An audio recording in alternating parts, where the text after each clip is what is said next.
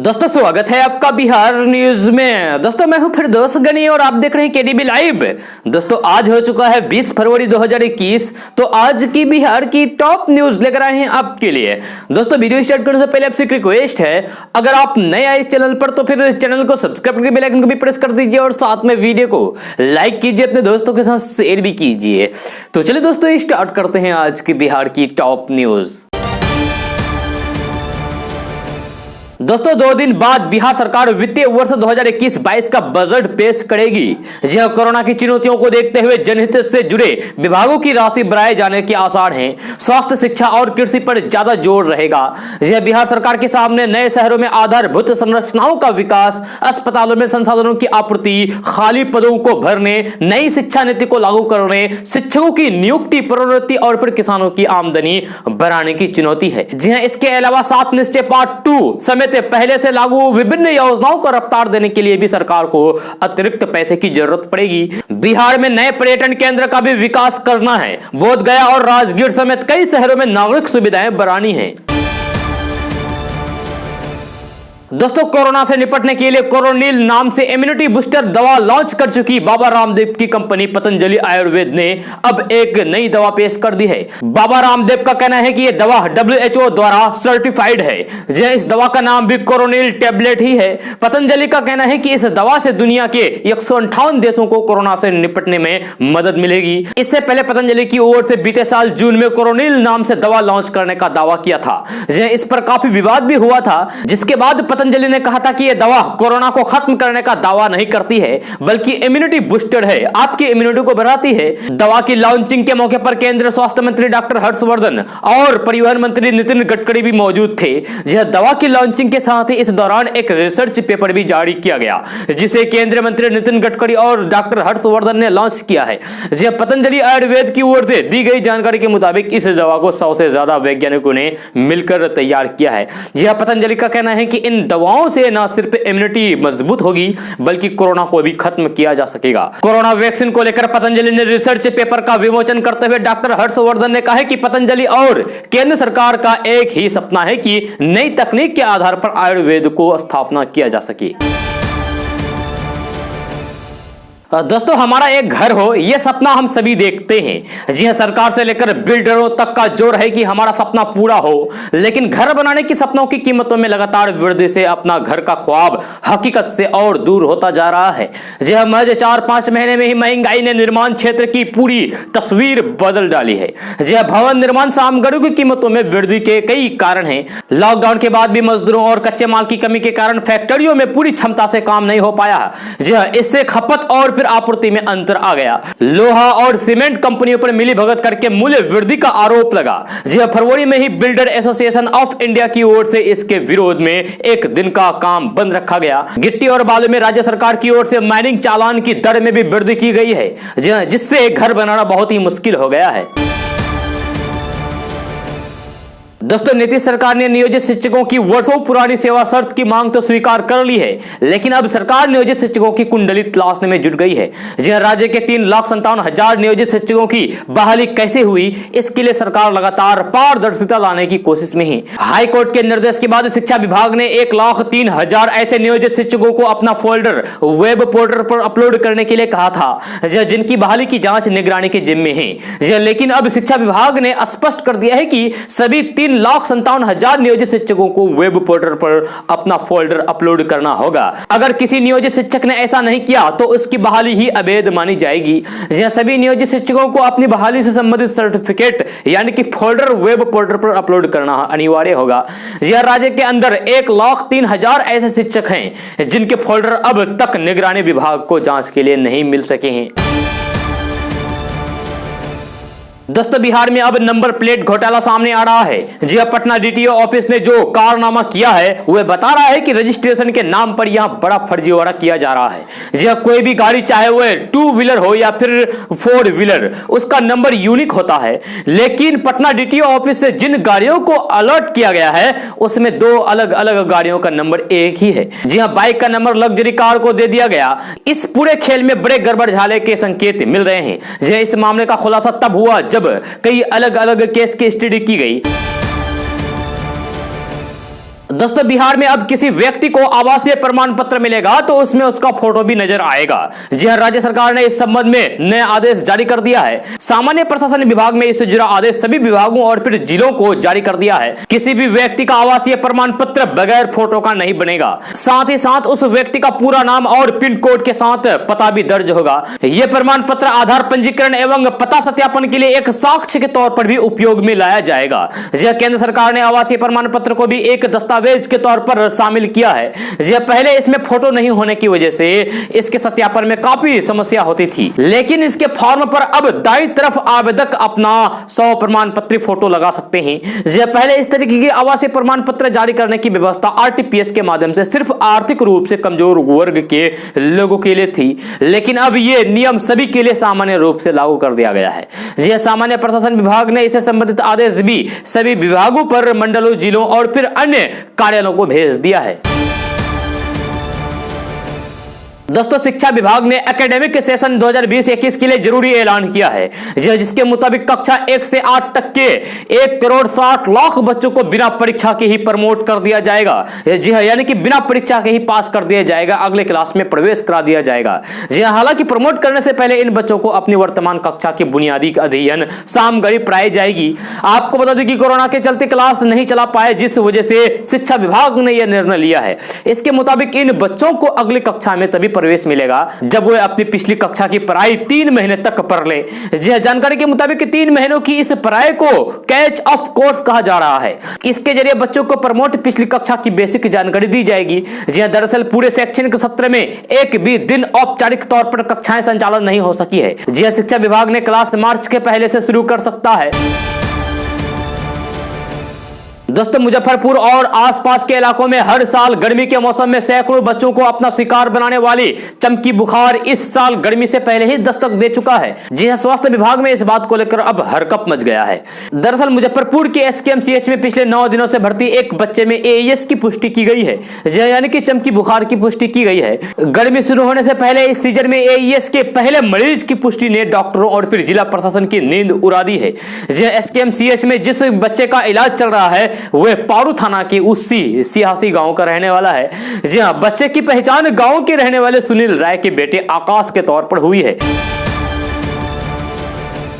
दोस्तों बिहार में शराबबंदी है, लेकिन इसके मामले कम नहीं हो रहे हैं। जी हां, राज्य में लगातार बोतलों की सप्लाई की खबर सामने आ रही है।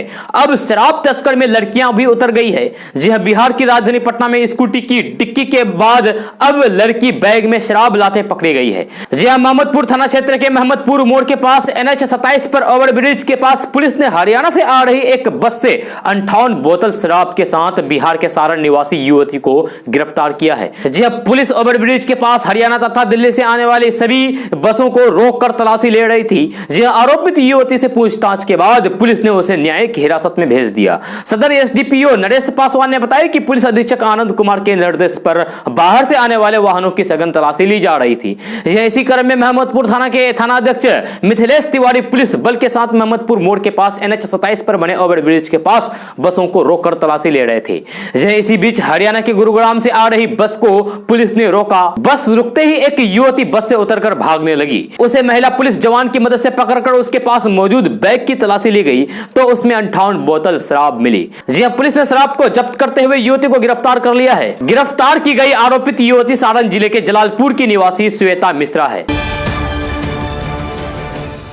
दोस्तों एक ऐसा मामला सामने आया है जिसने सबको हैरान कर दिया है। दरअसल चोरी के आरोप में जेल जा चुके एक युवक ने बिहार दारोगा की प्राथमिक और मुख्य परीक्षा पास कर ली है। जी हां, मामला नालंदा जिले का है। जज मानदेव मिश्रा ने ऐतिहासिक फैसला सुनाते हुए आरोपी युवक को किशोर अवस्था में किए गए अपराध दोष से मुक्त करा दिया है, जिसकी काफी सराहना हो रही है। जी हां, मामला नालंदा जिले के हिलसा का है, जहां एक आरोपी युवक ने जज के सामने अपना बिहार पुलिस अवर से मुख्य परीक्षा में पास होने का सर्टिफिकेट दिखाते हुए आचरण प्रमाण पत्र में इस आरोप के दर्ज होने पर करियर बर्बाद होने की चिंता जताई है, जिसके बाद प्रधान दंडाधिकारी ने उसके हक में यह ऐतिहासिक फैसला सुनाया। आरोपी युवक ने जज के सामने खड़े होकर कहा है कि 14 साल की कम उम्र में मेरे ऊपर चोरी का एकमात्र आरोप पुलिस के अनुसंधान पदाधिकारी द्वारा लगाया गया है। जी हां, मैं निर्दोष हूं। वहीं इसके अलावा मुझ पर अन्य कोई आरोप नहीं है। यदि मुझे दोष मुक्त नहीं किया गया तो मैं दारोगा बनने से वंचित हो जा सकता हूं।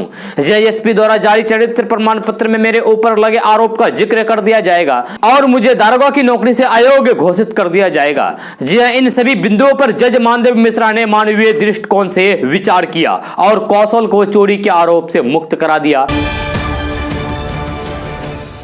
दोस्तों, बिहार में पंचायत आम चुनाव 2021 में करीब 10 लाख नए मतदाता शामिल होंगे। इन नए मतदाताओं के नाम पंचायत चुनाव को लेकर तैयार मतदाता सूची में शामिल किया जाएगा। जी हां, राज्य निर्वाचन आयोग बिहार के सचिव योगेंद्र राम ने कहा है कि नए मतदाताओं के नाम शामिल मतदाता सूची में शामिल किए जाने पर विचार किया जा रहा है।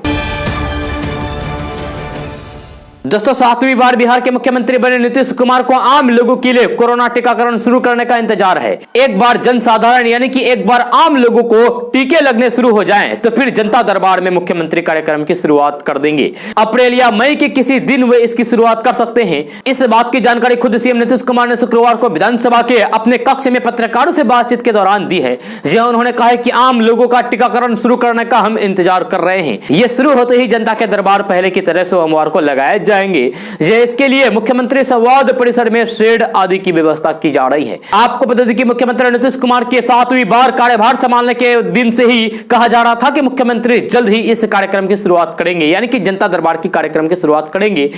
इस कार्यक्रम में मुख्यमंत्री जनता की शिकायतें सुनकर तुरंत उनका समाधान करते हैं। पिछले दिनों मुख्यमंत्री ने कहा था कि कोरोना खत्म होने के बाद इसकी शुरुआत कर दी जाएगी। मुख्यमंत्री नीतीश कुमार ने कहा था कि कार्यक्रम में बड़ी संख्या में लोग आते हैं, इसलिए कोरोना काल में इसे शुरू नहीं किया जा सकता था, लेकिन अब जल्द ही इसे फिर से शुरू किया जाएगा।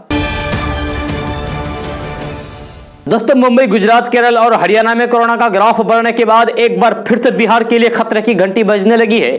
जी पिछले कुछ दिनों में ज्यादा संख्या में नए कोरोना संक्रमितों के मिलने से वहां कोरोना के दूसरी लहर की आशंका जताई जाने लगी है। जी ये लहर बिहार और फिर पटना के लिए भी खतरे की घंटी है। महाराष्ट्र, मुंबई, गुजरात, हरियाणा और केरल में यह दूसरी लहर तब से बढ़ रही है जब वहां लॉकडाउन संबंधित नियमों में कुछ छूट दी गई है। मुंबई में लोकल ट्रेनों के चलने और उसमें भारी भीड़ और यात्रियों द्वारा बरती जा रही लापरवाही को भी संक्रमण फैलाने का कारण बताया जा रहा है।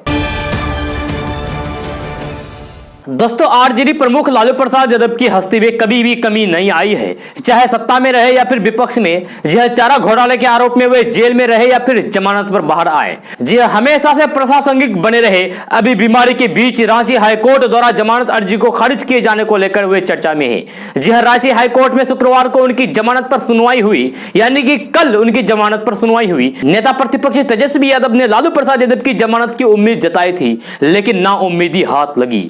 ये लालू परिवार और फिर आरजेडी को बड़ा झटका है। लालू प्रसाद यादव पहली बार 3 दशक पहले 1990 में बिहार का जब मुख्यमंत्री बने तो शुरू के कुछ दिनों में माना जाने लगा कि वे ज्यादा दिनों तक हैसियत में नहीं रह पाएंगे। इसकी वजह थी कि तब बिहार में जगन्नाथ मिश्रा, सत्येंद्र नारायण सिंह, भागवत झा, आजाद और रामेश्वर राय प्रसाद सिंह सरीखे कांग्रेस के बड़े कद के नेताओं का बोलबाला था।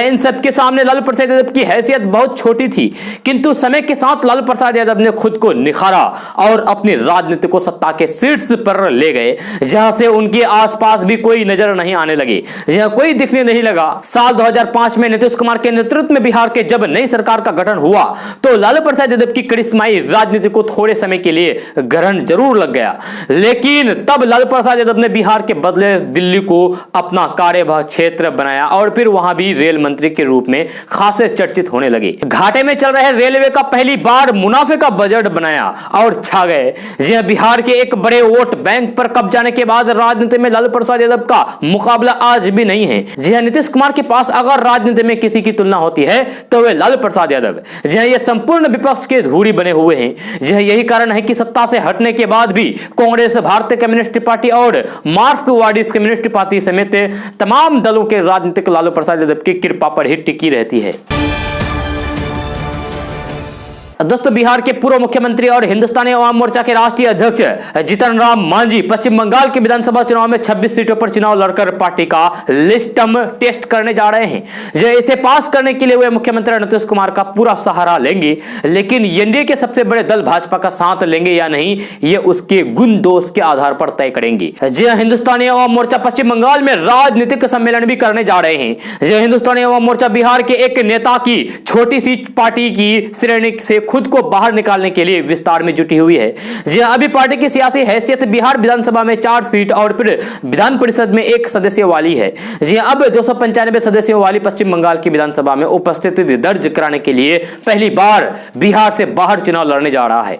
जी कोलकाता, हावड़ा, दुर्गापुर, वर्धमान आदि हिंदी भाषी क्षेत्र की 26 सीटों पर वह अपने उम्मीदवार उतार रहा है।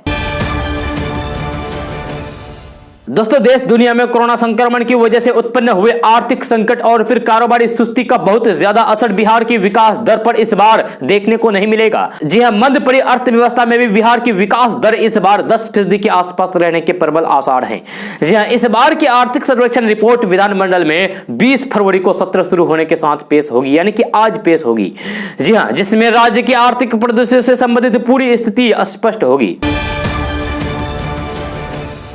दोस्तों तीनों केंद्रीय कृषि कानूनों को रद्द करने की मांग पर अड़े किसानों का धरना प्रदर्शन लगातार जारी है। इस बीच आज शनिवार को दिल्ली हरियाणा के सिंगू बॉर्डर पर किसानों का धरना प्रदर्शन 87वें दिन में प्रवेश कर गया। यह दिल्ली के चारों बॉर्डर पर किसान बड़ी संख्या में जमा हैं और तीनों केंद्रीय कृषि कानूनों को रद्द करने की मांग पर अड़े हैं। वही दिल्ली से सटे सिंगू और फिर टिकरी बॉर्डर पर जहां युवा धरना प्रदर्शन से दूर बनाने लगे हैं, तो गाजीपुर बॉर्डर पर भी हालात कुछ ठीक नहीं है। जी केडीबी संवाददाता से मिली जानकारी के मुताबिक भारतीय किसान यूनियन के राष्ट्रीय प्रवक्ता राकेश टिकैत की अगुवाई में गाजीपुर बॉर्डर पर तीनों कृषि कानूनों के विरोध में बैठे प्रदर्शनकारियों की संख्या लगातार कम होती जा रही है। जब बृहस्पतिवार को एक तरफ प्रदर्शनकारियों ने रेल रोकने की घोषणा कर रखी थी और दूसरी तरफ यूपी गेट धरना स्थल पर प्रदर्शनकारी और फिर कम हो गए। मंच के सामने ही कुछ प्रदर्शनकारी बैठे रहे, जबकि उनके अधिकांश पंडाल खाली दिखाई दिए। यह शाम होते होते प्रदर्शनकारियों की संख्या और कम हो गई। वहीं शाम को ईंधन के बढ़ते दामों के विरोध में प्रदर्शनकारियों ने ट्रैक्टर साथ लेकर पैदल मार्च निकाला और धरना स्थल पर विरोध जताया। जी 28 नवंबर को जब प्रदर्शनकारी कृषि किसानों के विरोध में यूपी गेट पर धरना पर बैठे थे तो उनकी संख्या ठीक ठाक थी। यह जानकारी के मुताबिक पिछले महीने गणतंत्र दिवस 26 जनवरी को किसान ट्रैक्टर मार्च के नाम पर दिल्ली में हुए उपद्रव के बाद प्रदर्शनकारियों की संख्या लगातार घट रही है। जी हां, घटनास्थल पर लगाए गए पंडाल खाली हो गए हैं और मंच के सामने भी भीड़ कम होने लगी है। यह बृहस्पतिवार को प्रदर्शनकारियों द्वारा रेल रोको आंदोलन की घोषणा की गई थी। इसके बावजूद किसान लगातार प्रदर्शन स्थल छोड़कर जा रहे हैं। बताया जा रहा है कि मार्च अप्रैल में गेहूं की कटाई के दौरान किसानों की संख्या में और कमी आएगी, क्योंकि कोई भी अपना आर्थिक नुकसान झेलने की स्थिति में नहीं है। वहीं हरियाणा के कई इलाकों में गए भारतीय किसान यूनियन के राष्ट्रीय प्रवक्ता राकेश टिकैत ने खरकपुनिया गांव और बालसमंद में किसान पंचायत को संबोधित करते हुए फिर से वही बात दोहराया कि जब तक एमएसपी को लेकर कानून नहीं बनाया जाता है तथा तीनों कृषि कानूनों को वापसी नहीं होती है, तब तक किसान की घर वापसी नहीं होगी। राकेश टिकैत ने यह भी कहा है कि केंद्र सरकार कह रही है कि 2 माह में आप कृषि कानून विरोधी आंदोलन खत्म हो जाएगा, क्योंकि किसान तो फसल काटने के लिए अपना गांव चला जाएगा। यह सरकार किसी भी भ्रम में ना रहे। किसान को चाहे अपनी खड़ी फसलों में आग लगानी पड़े, एक फसल की कुर्बानी देनी पड़े, पर आंदोलन समाप्त नहीं होगी। दोस्तों पेट्रोल डीजल पर देश की निर्भरता को कम करने के लिए सड़क और परिवहन मंत्री नितिन गडकरी इलेक्ट्रिक व्हीकल के ज्यादा से ज्यादा इस्तेमाल पर जोर देने की पैरवी करते हैं। जी हां, लोग इलेक्ट्रिक व्हीकल्स का इस्तेमाल शुरू करें, इसके पहले उन्होंने सरकार के विभागों में ही ई व्हीकल्स के इस्तेमाल पर जोर दिया है। जी हां, साथ ही हो सकता है कि आने वाले वक्त में एलपीजी गैस सिलेंडर की जगह आपको इंडक्शन कुकिंग पर सरकार सब्सिडी दे। जी हां, उन्होंने इस पर सरकार से विचार करने के लिए कहा है। नितिन गडकरी ने प्रस्ताव दिया है कि सभी मंत्रालय और विभागों के सरकारी अधिकारियों को अनिवार्य रूप से सिर्फ इलेक्ट्रिक गाड़ियों का ही इस्तेमाल करना चाहिए। यह इतना ही नहीं, नितिन गडकरी ने सरकार को भी सुझाव दिया है कि घरों में इस्तेमाल के लिए कुकिंग गैस के लिए जो मदद दी जाती है उसकी जगह इलेक्ट्रिक कुकिंग अप्लायंसेस खरीदने पर सब्सिडी दी जानी चाहिए। दोस्तों उत्तर प्रदेश विधानसभा चुनाव में महज 1 साल का वक्त बचा हुआ है। जी हां, ऐसे में सूबे की सियासत सरगर्मी बढ़ती जा रही है। राजनीतिक दल अपने सियासी सामाजिक समीकरण दुरुस्त करने में जुटे हुए हैं, तो नेता अपने सियासी भविष्य के लिए सुरक्षित ठिकाने तलाश में जुटे हुए हैं। ऐसे में आयाराम और गयाराम का दौर भी तेजी से शुरू हो गया है। जी सूबे में योगी आदित्यनाथ के नेतृत्व में बीजेपी सत्ताहीन है, यानी कि सत्ता पर काबिज है, लेकिन दल बदल करने वाले नेताओं का राजनीतिक ठिकाना और पहली पसंद समाजवादी पार्टी बनती जा रही है। जी हां, 2019 के लोकसभा चुनाव के बाद से करीब 2 दर्जन से ज्यादा बसपा नेताओं ने पार्टी को अलविदा कहकर सपा का दामन थाम लिया, तो करीब 1 दर्जन से ज्यादा बड़े नेता कांग्रेस का हाथ जोड़कर अखिलेश यादव की साइकिल पर सवाल हो चुके हैं। जी हां, ऐसे में सवाल उठता है कि आखिर क्या वजह है कि यूपी में बसपा सुप्रीमो मायावती और कांग्रेस महासचिव प्रियंका गांधी के मुकाबले समाजवादी पार्टी प्रमुख अखिलेश यादव पर गैर बीजेपी नेता ज्यादा भरोसा दिखा रहे हैं।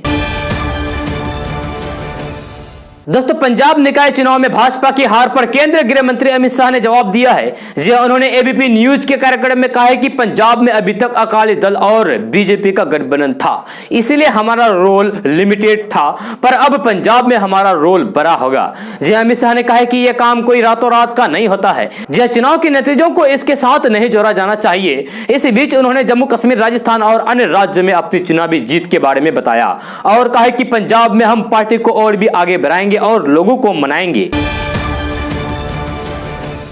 दोस्तों, बिहार विधानमंडल का बजट सत्र शुक्रवार से शुरू हो गया है। जी हां, महंगाई और विभिन्न मुद्दों पर विपक्ष के तेवरों को देखते हुए इस सत्र को काफी हंगामेदार होने की संभावना जताई जा रही है। जी इस बीच कांग्रेसी विधायकों ने हंगामे के मुद्दे पर सरकार को घेरने की पूरी तैयारी कर ली है। जी हां, सदन के अंदर विरोध से पहले कांग्रेस ने शुक्रवार को हाथ में लकड़ी और फिर मिट्टी का चूल्हा लेकर विधानसभा पहुंची। जी हां, इन विधायकों में अजित शर्मा और 2 अन्य विधायक शामिल थे। विधायकों ने कहा कि एनडीए की सरकार में महंगाई लगातार बेकाबू होती जा रही है, आम लोगों के घरों का बजट फेल हो चुका है, सरकार को आम आदमी के दुख तकलीफों की कोई भी परवाह नहीं है। विपक्ष ने सरकार को महंगाई के साथ साथ किसान आंदोलन, कृषि कानूनों सहित विभिन्न मुद्दों पर घेरने की तैयारी कर ली है।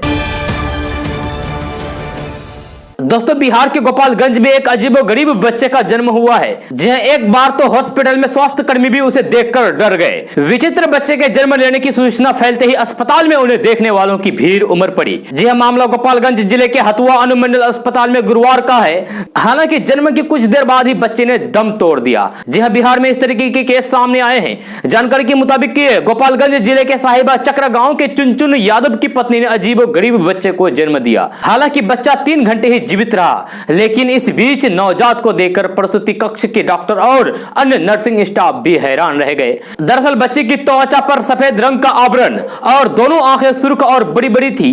जी हां, जबड़े में भी वयस्क जैसे दांत थे। आपको बता दें कि विचित्र बच्चों का जन्म आखिर होता क्यों है, तो डॉक्टरों ने बताया कि 10 लाख बच्चों में से एक ऐसा होता है। जी हां, माँ बाप के जेनेटिक म्यूटेशन की वजह से ऐसे बच्चों का जन्म होता है। उन्होंने कहा है कि ऐसे बच्चा ज्यादा दिनों तक जिंदा भी नहीं रह पाता है। जी हां, उनकी अधिकतम 7 दिन की आयु मानी जाती है, लेकिन गोपालगंज में जो बच्चा हुआ है वह मात्र 3 घंटे ही जीवित रहे।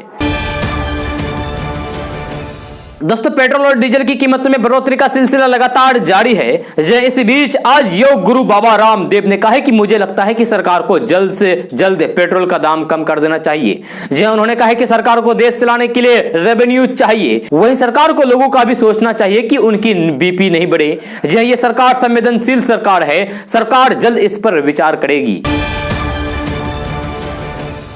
दोस्तों, पूर्वी लद्दाख में वास्तविक नियंत्रण रेखा पर भारत और चीन के बीच पिछले साल मई की शुरुआत से तनातनी जारी है। अब दोनों देशों के रिश्तों में जमी बर्फ धीरे धीरे पिघल रही है। अब जब पूर्वी लद्दाख में भारत और चीन की सेनाओं के पीछे हटने की प्रक्रिया का निर्णायक चरण चल रहा है और जल्द ही पूरा होने के करीब है, तो चीन ने भी पहली बार माना है कि गलवान घाटी में हुए झड़प में उसके सैनिक भी मारे गए। चीन के साथ झड़प के दौरान मारे गए अपने 5 सैनिकों की जानकारी साझा की है। इस झड़प में भारतीय सेना के 20 जवान शहीद हुए थे। दोस्तों, बिहार के पूर्व मुख्यमंत्री लालू प्रसाद यादव के साले साधु यादव को पटना के जिला अदालत से एक बड़ा झटका लगा है। जी हां, चोरी में पकड़ी गई संपत्ति पर दावा करने वाले राबड़ी देवी के भाई साधु यादव की याचिका खारिज कर दी गई है। जी हां, कोर्ट ने 45 लाख के हीरे जेवरात और 70 लाख कैश आयकर विभाग के हवाले सौंपने का निर्देश दिया है। जज दिव्या अमल ने चोरी में पकड़ी गई संपत्ति पर दावा करने वाले साधु यादव की याचिका खारिज करते हुए संपत्ति को आयकर विभाग के हवाले सौंपने का निर्देश दिया है। जी हां, दरअसल साधु यादव ने दावा किया था कि 7 साल पहले 2014 में उनके घर से लगभग 1 करोड़ की जो संपत्ति चोरी हुई थी और उसके बाद चोरों को पकड़ने के बाद जो रुपया और सामान जब्त किए गए थे वे उन्हीं का था। दोस्तों बिहार विधानमंडल का बजट सत्र कल से ही शुरू हो गया है। जहां महामहिम राज्यपाल के अभिभाषण के साथ सत्र की शुरुआत हुई।